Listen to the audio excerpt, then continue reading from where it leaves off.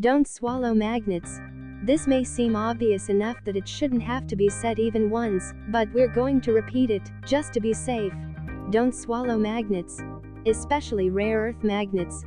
Until a few years ago, rare earth magnets were marketed as desk toys under such names as Buckyballs, Zen magnets, and Neoballs.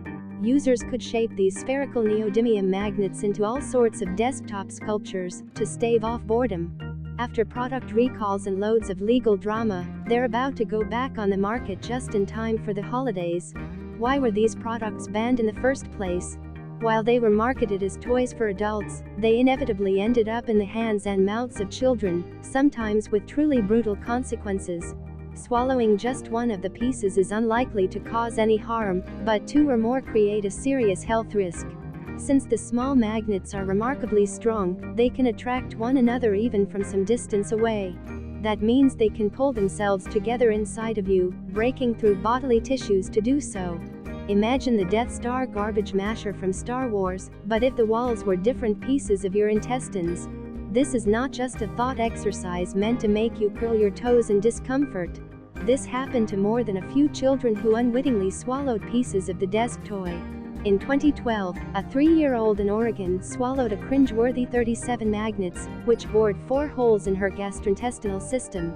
In 2013, a 6-year-old in Ontario swallowed 19, leaving her with 2 holes in her bowel. And the list goes on. In 2012, the Consumer Product Safety Commission initiated a recall of neodymium magnet toys, citing examples like these. Major small rare earth magnet, SRAM, sellers contested the recall, but in 2014, the CPSC banned the products. The terms of the ban meant the products couldn't be sold in the United States. The Commission's finding that 90% of the predicate injuries only possibly involved magnet sets provides the court with little guidance, reads last week's ruling, highlighting the CPSC's insufficient evidence that the products are dangerous. Numerous comments received by the Commission indicated that teachers and researchers use magnet sets to model and explain physics, biology, and geometry concepts, the judge continues. The Commission's findings, however, contain no substantive discussion of those uses. In other words, the judge determined that the harms associated with these toys were overstated, and the benefits of the toys overlooked when the CPSC made its decision. But how is a government body supposed to balance the costs and benefits of a ban, when it comes to something like SRAMs, which are essentially just novelty items? Nobody wants anyone to be injured, but we do accept as a society that there are products that injure people, because the benefit outweighs the risk. Timothy Mullins, who's represented Buckyball co-founder Craig Zucker during the proceedings, tells Popular Science. It's an important part of balancing everyone's interests in banning a product.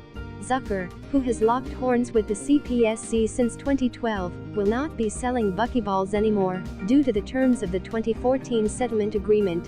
He is, however, a consultant for a new SRAM seller called Bucky. Their product can be on your desk and hopefully not in your stomach in time for the holidays.